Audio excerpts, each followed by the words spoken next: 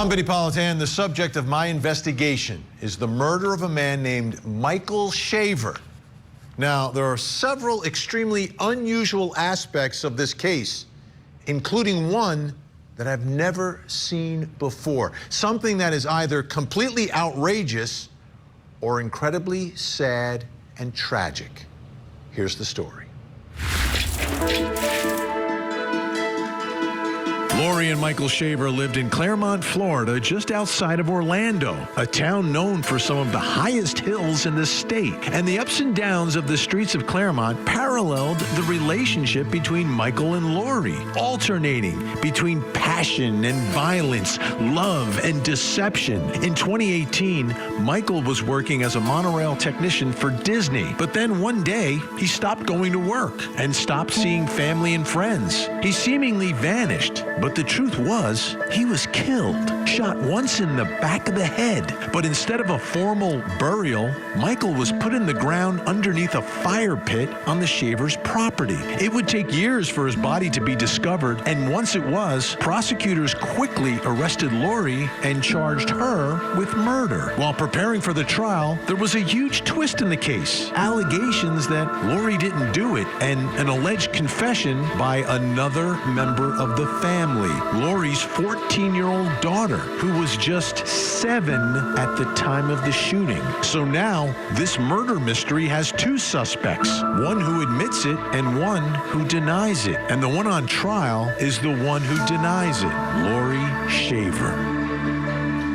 As I mentioned, there are several unusual aspects of this case. One of them being and dealing with the fact that the mom is now pointing the finger at her daughter, who's confessed to this thing, but confessed as being a 7-year-old shooter. That's one aspect. Something else I want you to take a look at. This is from the probable cause affidavit because it brings up another unusual aspect of this case. Deputies responded to the Shaver home for a well-being check on victim Michael Shaver on February 16th, 2018. At the request of a friend, Scott Amatuccio, who reported, listen to this, he reports this, no one had seen Michael Shaver since the end of 2015. More than 2 years, no one sees the guy. More than 2 years, he's like basically not interacting with any other human that was a part of his life. Brings us to our first question tonight. Let's take a look at it. Why did it take so long for the investigation to start? Think about it. If you didn't speak to any family member or any of your friends for a month, 2 months, 3, would somebody say something? Here, it's more than 2 years. Let's bring in my guests, try to get to the bottom of all this. Joining us, private investigator Jason Jensen, and also joining us, the host of the Crime and Coffee Couple True Crime podcast, Allison Pernecki is with us as well. Great to have you both here. Jason, to me, this is strange, right? Somebody's gone for this amount of time, but the investigation doesn't start for years. Right. And, clearly the reason was that after the passing of 2 years' time, law enforcement has a legitimate reason to question any prior story that they may have received. Like in this particular case, Laurie claimed that he left her and their daughter and left the state with a new girlfriend. So oftentimes you can throw off investigators if you have a plausible story, and then you just wait to see if somebody comes along the line and says, hey, we haven't heard from my brother, we haven't heard from my best friend, we haven't heard from my son for years. So that's clearly the situation here. Yeah, everyone's life is different, I get it, but still, like years. Allison, I want you to take a look at this from the probable cause affidavit. Beginning on November 9th, 2015, friends and family of Michael Shaver received texts and Facebook messages from Michael. These texts and messages were unlike Michael in their tone.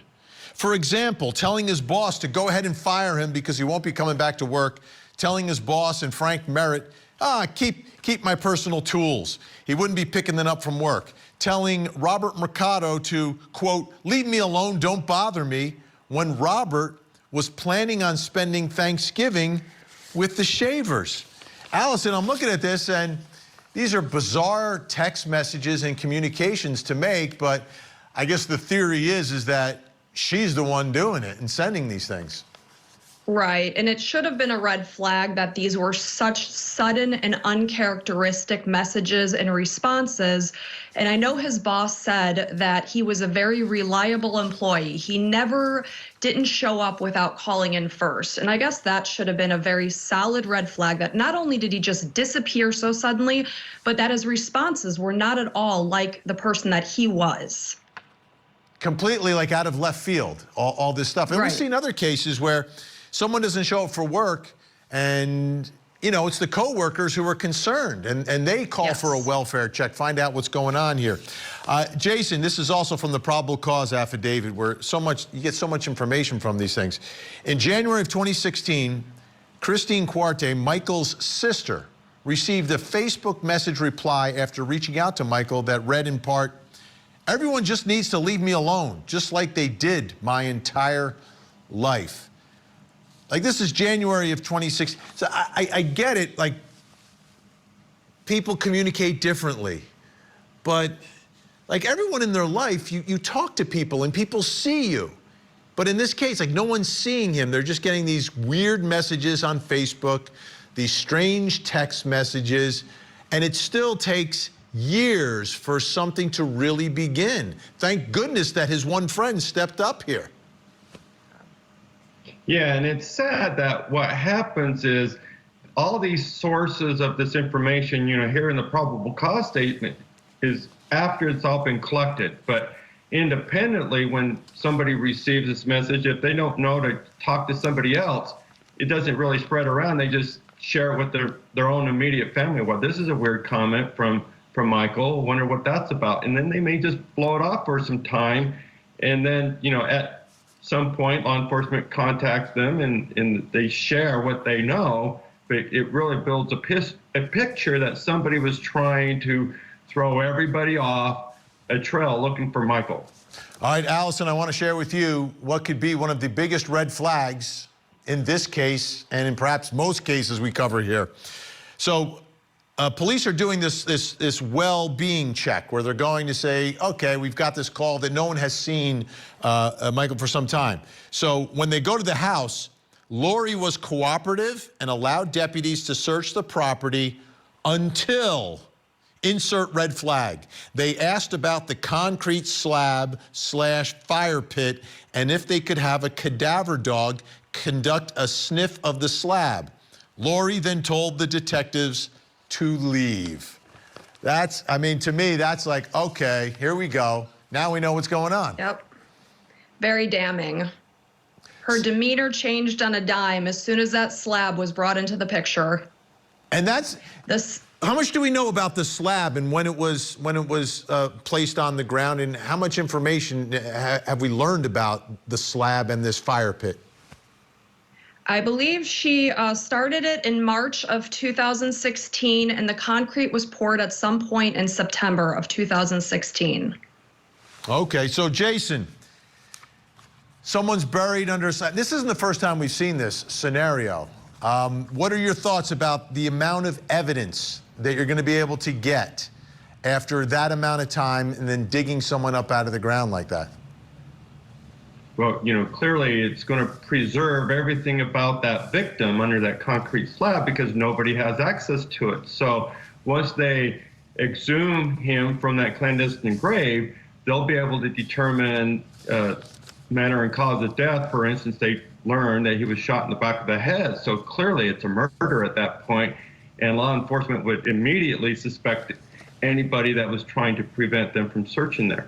All right, Allison, as we circle around now back to our original question, which is why did it take so long for this investigation to start? What's your take on that? What are your thoughts about why it took literally years here? I think for me, that's the saddest part of this case, because if I didn't show up to work for the one day, my coworkers would have a wellness check sent to my house. So that's the part that's confusing to me, not to mention that all of his belongings were left behind. His driver's license expired. She never sent him another phone. She never called him another time, even though typically she called him 3 times a week. The phone calls ended, I believe it was November 3rd of 2015, which would have been days before he was presumably murdered. You know, Jason, you have investigated so many missing person cases. And these are like obvious things. If someone goes missing and they want to be missing, like on their own, they just want to check out from whatever life they were leading, they still have to pay for things, right? Someone's going to see them somewhere. Presumably they would have to work. There's going to be some sort of a trail here, but here there's just nothing. Nothing. Right, the trail ends immediately, because if you run off somewhere and start a new life, you're going to have a new address. Every time you do a credit check, it's going to show a new location. It's going to show activity. Your phone's going to be updated. All that's going to continue. But if you're a death and a concealment, there's going to be that finite moment in time. There's never an update about you ever again. And I've seen that numerous times doing a background investigation on somebody. And if you have a family, if you have kids, you might pick up the phone once or twice to maybe say happy birthday or Merry Christmas, right, Allison? Absolutely. Okay. So I think it's a combination here. I think it's a combination of the people around him not responding, but also I think she helped. By sending those messages, she bought herself presumably some time in all this. All right, we've got more to investigate tonight. Coming up next, could a 7-year-old, remember that's what they're saying here, the defense, could a 7-year-old have done this? The minor child has always persisted. She wants the truth to come out. She wants the jury to know what happened. So she feels regretful what happened, but the whole matter was a matter of defense for her mother. She stood there and watched her mother being beaten, saw her mother crying for help, and the father threatening to kill her. Go ahead. Hit me. Bam. 2 celebrities reveal their turbulent relationship to the world. He was just Hollywood's mega hunk. The man who beat me up for 5 years. The general public sees this, and all they see is wife beater. 2 completely different versions of what was happening. That means one thing: somebody's lying. Victim to Verdict with Ted Rollins. New season premieres Sunday night, 8/7 Central. Only on Court TV. The child had stepped forward at the beginning of this incident and relayed to me what had happened. I kept it really very brief and had an attorney, independent attorney assigned on her behalf, and that's Kelly Johnson. Kelly represents the minor child, but the minor child has always persisted. She wants the truth to come out. She wants the jury to know what happened. So she feels regretful what happened, but the whole matter was a matter of defense for her mother. She stood there and watched her mother being beaten, saw her mother crying for help, and the father threatening to kill her. I want to be clear here. In this case, where the wife is accused of shooting her husband in the back of the head and killing him, they are saying, the defense, that it was the daughter who actually did it, has confessed to it, and will testify that she did it. She's a teenager now, but then she was 7 years old. 7 years old. So what is the murder weapon that we're talking about here? Take a look at this from the probable cause affidavit. Laurie, the defendant, was known to keep a pink .38 caliber handgun on her nightstand. In approximately October of 2017, Laurie sold a pink .38 caliber handgun to a neighbor, Robert, who later turned it over to LCSO. The handgun has been forensically compared to the .38 caliber projectile recovered from Michael Shaver's skull. Michael Shaver died from a .38 caliber projectile that went into his head and was unable to be included or excluded as being the weapon that killed Mr. Shaver, but we know it was a .38 caliber projectile that they took out of his skull. So a .38. that brings me to my next question, because the allegation here by the defense is that the 7-year-old did it and will say that she did it. But my question is, could a 7-year-old have done this? And there's two parts of this, right? There's physically, could a 7-year-old girl handle a .38 and with one shot take out her father? And how about psychologically? Let me bring in my guests who are going to help us through this. Prop master, armorer, firearms instructor, and former competitive shooter, Dutch Merrick. Dutch now teaches firearms to beginners at livefirelearning.us. He's with us. Also joining us, clinical and forensic neuropsychologist, author of the book, The New Rules of Attachment, Dr. Judy Ho. Thank you both. Let's start physically. Dutch, your thoughts. 7-year-old girl, 38. Could that child pick up that gun, squeeze the trigger, fire it, and with one shot in the back of the head, take out her father? Well, there's a few things to consider here, Vinny. First of all, I can't tell what the experience of this little child is with firearms. I would hope none whatsoever. But a .38, a nightstand .38, and I actually brought one here that I can demonstrate with if you want to see it. Sure. So this is an example of something that might be by someone's nightstand. You can see that it's an empty cylinder. I'll close it. I tested this particular little .38 in double action, and as I squeeze the trigger, it measures at over 12 pounds of pressure. Secondly, if you look the distance, the grip and the trigger, it takes a lot to get around that. So for a 7-year-old girl to be able to grab that and handle it is a question in the first place. Now, in military and law enforcement, they train professionals that are trying to shoot the bad guy, shoot the enemy, to shoot the torso, because it's a target you might be able to hit, and a headshot is a much harder shot. So it seems to me the likelihood of a little girl pulling a 12-pound trigger or something like that and managing this gun and aiming at a person's head, it just seems slimmer and slimmer the more I hear about this case. Of course, it's maybe possible, and even a .38 for a little child is going to have a lot of recoil and be very hard to manage. Okay, Dr. Judy Ho, let's look at it from a different perspective now. A 7-year-old, and the allegation is her mother is the victim of domestic violence. She wants to protect her mother. Could a 7-year-old have the mentality, the ability to understand what is happening, to pick up a gun and to fire it knowing that you're going to kill your father? It may not be impossible, Vinny, but it's unlikely. A 7-year-old, we have to get into a 7-year-old's mind, an average 7-year-old's developmental stage, even if they are trying to protect a parent from another parent, which sadly, Vinny, this does happen from time to time in households with domestic abuse.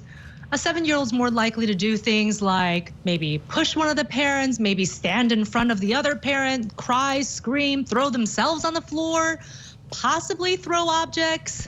But most 7-year-olds, I do not think their first instinct would be to pick up a gun and believe that they would know how to handle it. To Dutch's point, does this child have any experience with firearms whatsoever prior? Did they ever play with the gun when it didn't have anything loaded? Did they watch a lot of violent films where guns were being used, when people used that to hurt each other? We don't know a lot of those details. But a 7-year-old is unlikely to react in that way when they're trying to protect a parent. There are other ways a 7-year-old might act and potentially be violent in their own way to protect a parent, as I suggested, but unlikely to know how to wield a gun and not suffer themselves in the process. Okay, Dutch, so what are the questions that you would have to try to figure out if this was possible? And are there issues involving safety devices on these guns, so you have to do something before you can even fire it? Well, yeah, it speaks to the mindset of the parents, whether or not there was something like a trigger lock on the gun. My guess is that if they're leaving a revolver by the nightstand, it's because they're afraid of what goes bump in the night or some burglar, and they're probably not going to be using a trigger lock. They're probably keeping it in reach for quick use. I would want to know, I guess if I was investigating this, pictures of the child at the age of 7 and get a sense of how large their hands were. Maybe she was an early prodigy pro basketball player or something, but the sense of, can she lift up this gun? Had she had any exposure to going to a shooting range? I mean, I've been shooting since I was a little kid, but I started when I was 13, when I was barely big enough to really hold a gun. So just imagining a 7-year-old to me is a little mind-boggling. So does she have access to it? Was it unlocked? Can she physically, get something that's a 7 or 12 pound squeeze and see if you can get children to pull that with 1 or 2 fingers? It seems pretty unlikely. So, and then also, what's the bullet that they pulled out of them? Does it match any of the guns? Do they have access to those guns? Was it a hollow point? There's just a lot of questions that open up on an investigation like this. Dr. Judy Ho, we have about 30 seconds here.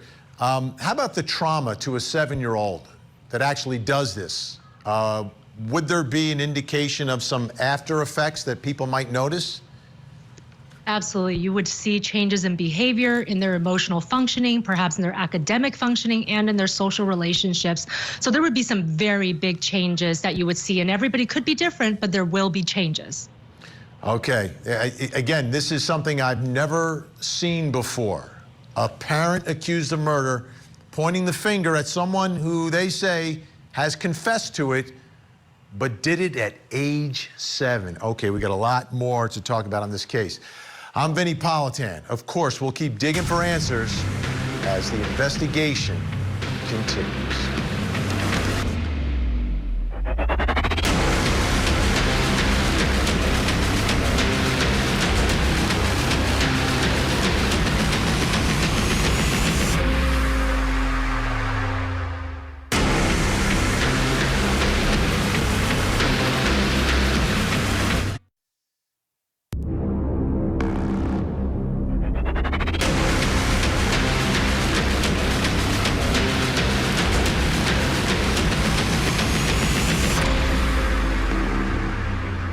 I'm Vinnie Politan. We continue our investigation of the murder of Michael Shaver, a husband, a father, and the victim of an execution-style bullet to the back of the head by someone in his family.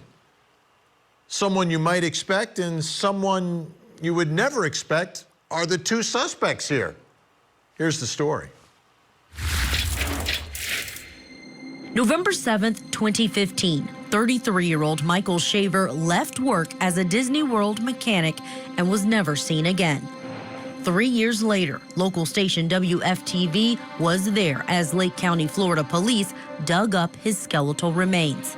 They were buried under a concrete slab and fire pit in his backyard in Florida. He had been shot once in the back of the head.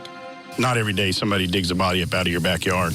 Michael Shaver was married with 2 young kids when he disappeared. His wife, Laurie, told his friends and his employer that Michael had left her and moved to Georgia so they could work on their marriage. My name is Laurie Filmer, also known as Laurie Shaver, and I am a devoted mother. My life is my children. According to court documents, friends and family received text and Facebook messages from Michael after he disappeared, but they said those messages didn't sound like him. They also began to question Laurie's decision to give away or sell Michael's guns, tools, and car. The word crazy, I think, sums it all up.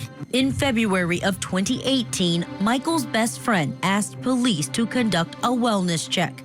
Laurie initially cooperated with police, but later refused to let them bring a cadaver dog to search the property. A month later, Michael's body was found. She's always been a suspect. Okay. Yes. We've always considered her a suspect. Detectives are confident that she is the last person to see Mr. Shaver alive. In 2020, Laurie Shaver was charged with second-degree murder. She pleaded not guilty. In 2023, her defense team filed a notice that they wanted to introduce evidence of prior bad acts and violence inside of the home. The motion further states that she did not shoot and kill Michael Shaver, but that their minor child, who had just turned 8 years old, acted to protect her mother. I am not guilty, and anybody that knows me knows that my life is my children. Laurie and her attorney posted a YouTube video to assert her innocence and ask for donations to fund her defense. I had nothing to do with the murder of Michael Shaver. Unbelievable. Have we ever seen that before? Like, you're accused of a crime and you post a video on YouTube to raise funds and awareness? Amazing. Amazing. Anyhow, as you heard from Julia Janae, there were problems in the home prior to the disappearance of Michael Shaver and him being buried underneath the fire pit. I want you to take a listen to this 911 call. This is Laurie Shaver calling 911. 911, do you need police, fire, or the ambulance service? Please. What's the address? I'm on my way to the sheriff's office right now. I got my kids in the... What's going on? It was a domestic violence dispute. Okay, are you okay? Yeah, okay.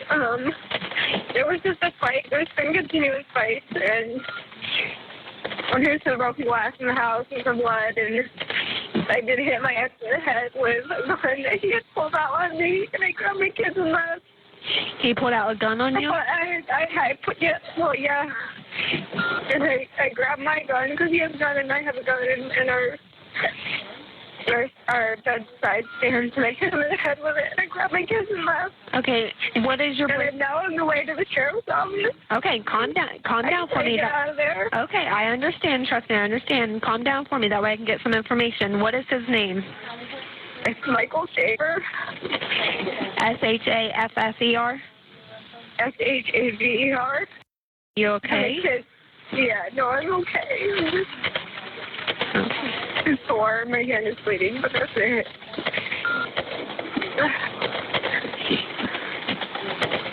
I grabbed my kids and got out of there before anything happened. So this is a big part of this story, a big part of this case, and will be a big part of the trial. Because again, remember what the defense is here. That the child, the 7-year-old, is witnessing this domestic violence, and she's the one who shoots and kills her father to save her mother. So there's a lot going on behind closed doors here, which brings me to my next question, which is, what was going on in their relationship between these two? Because obviously this has everything to do with the shooting death of Michael Shaver, whether you believe she did it or their daughter did it. So let me bring in my guests. We've got the host of the true crime podcast, Crime and Coffee couple, Allison Pernecki, is with us. Also joining us, clinical and forensic neuropsychologist, author of the book, The New Rules of Attachment, Dr. Judy Ho. Okay, Allison, what was going on in this relationship? I don't think it was any secret that it was a very tumultuous relationship. There were friends that noticed bruising on Michael prior to his death. There were documented texts between him and someone that he knew saying, she's going to kill me for the insurance money. She's already tried to do it. So that's something that was very well known amongst those that knew the couple. Dr. Judy Ho, fasten your seatbelts. I'm going to read from the probable cause affidavit. If there's kids listening at home right now, leave the room, please. Jeremy Townsend was interviewed and stated he began dating Laurie Shaver in approximately September of 2015 after she told him she had left her husband, but I don't think she had left yet. In February of 2016, Jeremy's wife, okay, this would be after Michael Shaver is dead. In February 2016, Jeremy's wife received Facebook messages from Michael Shaver's Facebook account. Are you following this? So the wife of the man that Laurie is seeing is now getting Facebook messages from Laurie's husband, who's buried at this point, from his Facebook account. These messages and photographs were intended to notify Vanessa, who is the wife, of the affair between Jeremy and Laurie, to encourage Vanessa to leave Jeremy. Vanessa confronted her husband, Jeremy, with the evidence of the affair to which he admitted it. So he admits the affair, so I guess they're done, right? But then Jeremy also described a tattoo that Laurie got of his nickname, Jay, which was inside of a heart over her vagina, which caused him to think Laurie felt more serious about their relationship than he did. All right, Dr. Judy, you want to unpack this? Oh my goodness. So I told you to fasten your seatbelt. Yeah, you did warn me, but this is essentially her pretending to be her slain ex-husband in order to put the wife of the person that she's having an affair with on notice. And I mean, just the amount of manipulation that's inherent in that, right? You know, obviously this wife of Jeremy's has no idea about what's going on, has no reason to believe that this isn't that Michael actually speaking to her. And that is a very credible person to say, hey, guess what? I think there's an affair going on between your spouse and my spouse. And on top of all of that, she's doing other things to essentially claim her relationship with Jeremy in such a intimate place. And while all of this is going on, she's saying, hey, guess what? I have dedicated myself to you. So yeah, like you said, Vinny, hold on to your seatbelts. She's calling out essentially, potentially her next victim. I mean, this is kind of scary. It's extreme behavior, Allison. So extreme that Jeremy got out of the relationship once he found out about the little heart tattoo. Yeah. Wow. It's a smart move, Jeremy. Yeah. So there's another part of this relationship, and it's what's going on the other end. So let me read something from the probable cause affidavit about Michael Shaver. So Kendall Davidowski dated Michael Shaver from approximately November of 2014 until May of 2015. Kendall and Michael met at Disney, where they both worked, and during this time frame, Michael wasn't living at home. They had broken up. Michael lived in an airplane hangar and was separated from Laurie, who was also dating someone. Kendall stated that Laurie told Michael he was not allowed to date anyone, although Laurie was. Did everyone follow that? So Kendall is saying that Laurie's telling her husband he's not allowed to date anyone, but I am.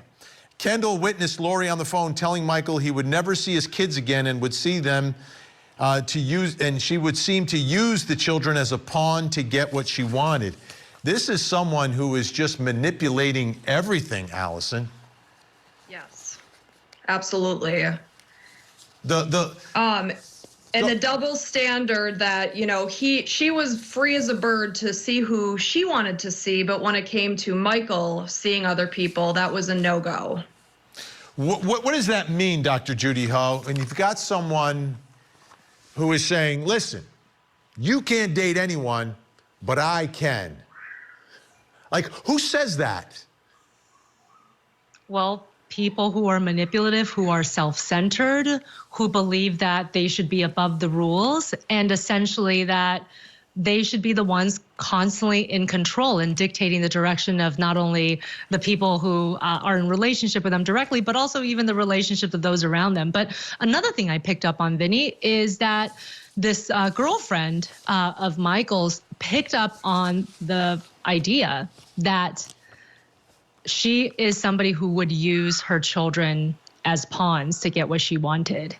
And I know we haven't talked about this as much, but children do lie, and children do lie under parental pressure, and children will lie even when they're on the stand sometimes. And it's sad to think about that, but there are certain types of lies that children will tell that sometimes lead to one parent getting full custody versus the other. And it's not so much the children want to hurt people. They're just trying to do right by the parent that is either making them feel guilty or they feel an allegiance to. And it is something to consider when we're thinking about this upcoming testimony of the daughter. Absolutely. Okay, Allison, I'll give you the final word on your impression of the relationship that ended up being a fatal relationship here. The relationship between Michael and his wife? Yes, Laurie, the defendant. Well, I mean, it was just a sad road. There was a lot of turmoil in there, a lot of, you know, things that the kids should have never had to see. They should have never been exposed to that kind of violence. And then the fact that they could be potentially used as pawns is the most heartbreaking part of this entire situation. And they could be faced with losing not one of their parents, but both. That is the true tragedy. It comes back to the children. It comes back to the children. Allison Pernecki, Crime and Coffee Couple Podcast. Check it out, folks. And of course, Dr. Judy Ho. Always great to see you. All right, still to come. The defense has a story, right? That the daughter did it. But will the jury believe them? She confided in Mr. Narvaez about certain facts and events. She confided in Mr. Narvaez about her desire to testify and come forward because of her emotional feelings in this case. One of the most successful true crime TV shows ever. This is crazy. Now has a new home on America's original true crime obsession, 48 Hours on Court TV. Coming up next on Court TV.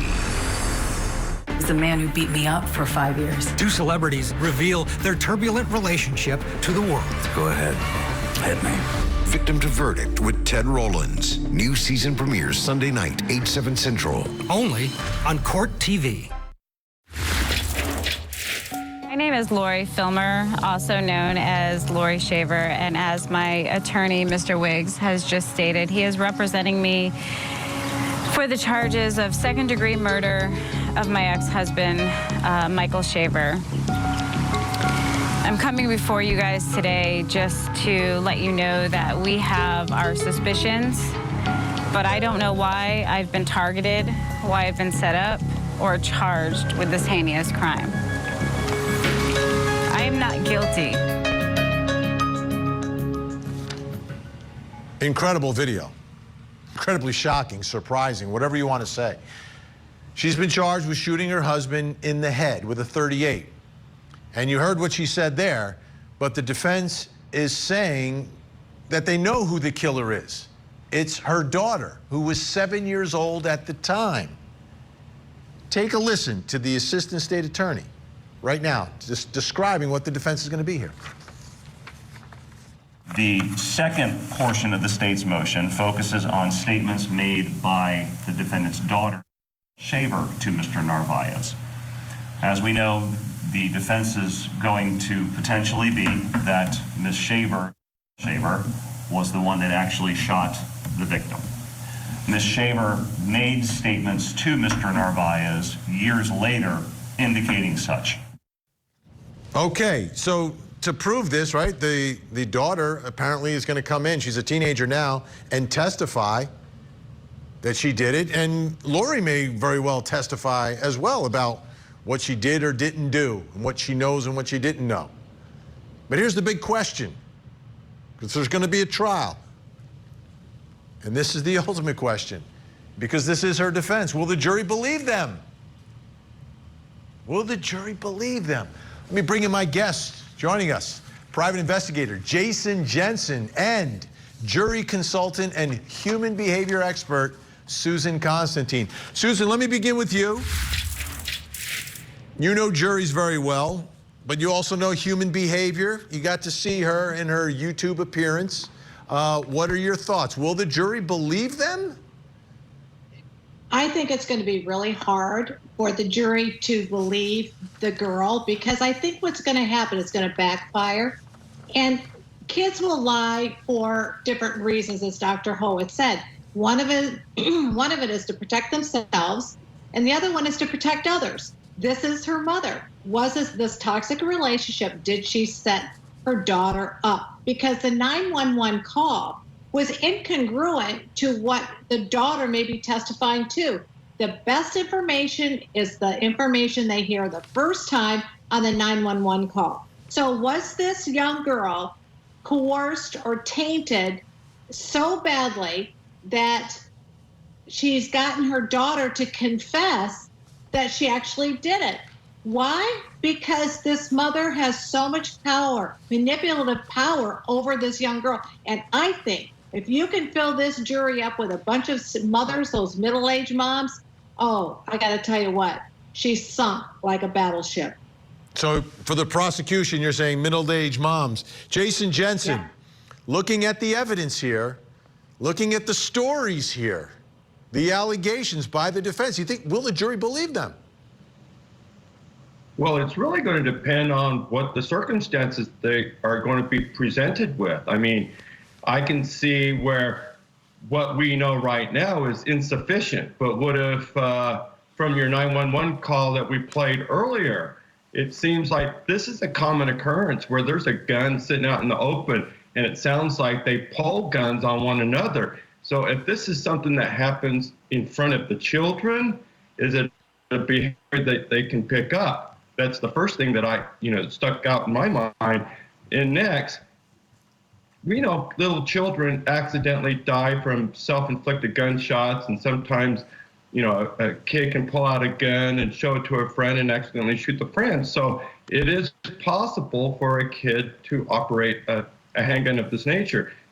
Given the fact that an accident can be part of this incident, like maybe the gun was struck against the dad's head and the gun goes off. So things can happen, but the facts have to come out. Susan, we got to see the defendant, and she made this plea, this very public plea about her innocence. What did you think of the way she spoke, her mannerisms, and what she was saying? Super collected, a little bit too cool for me. I did see some asymmetry in her face when she started. You could kind of see her going into slight growing, like a fake tears, or excuse me, fake sadness. Anytime you ever see one side that's asymmetrical from the other one, you gotta question it. So there were clusters there. But it was really interesting to watch her, because I thought to myself, wow, she's really a good liar. Like, she's really been practicing this a long time, and she's really become very, very skilled. And she's very detached, right? She's very detached. She does say all the right things, which you want her to hear. My husband names his first and last name, but to me, it seems too cool.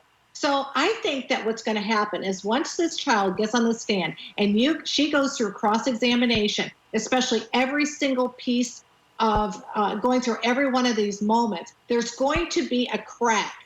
If the state is really sharp, they're going to pick up on these cracks and go right in there and start probing and just be like a shark all the way around it. Because I'm telling you, she's not going to be able to keep that story straight. She's going to crack somewhere. Jason, I think one thing we can all agree on is that the 7-year-old did not bury him underneath the fire pit, right? So that's one of those bad facts here as well that need to be explained. And do you think that is put into the equation in believing or not believing the story, or do you think they can be explained simultaneously? Yes, I think that it can be used as a two-edged sword. On one hand, it shows evidence of guilt that the mom was responsible for the murder. On the other hand, it might be the mom protecting the daughter because they were both present at the time of the shooting. And Susan, the problem I have is in the video, she's saying she's being targeted, but it would seem at that point that they knew everything. We have about 10 seconds left here. It seems though at that point, she would have known that her daughter did it. Right. That's what I'm saying. The story doesn't add up. When you think about the context of the story, you start to go, something is really smelling bad, because if it quacks like a duck, it's a duck. I'm telling you, they're not going to keep their story straight. It's going to crack. Susan Constantine, Jason Jensen, thank you so much. You know it, folks. The trial is the search for the truth. And in this case, we know two things that are absolutely true. Michael Shaver was shot in the back of the head, and he was buried underneath a fire pit. Well, now comes the hard part. Who's responsible for pulling the trigger? Is it a bitter wife or a scared little girl? The only way to figure it out is to see and hear all the evidence inside a courtroom. I'm Vinnie Politan. We'll keep digging for answers as the investigation continues.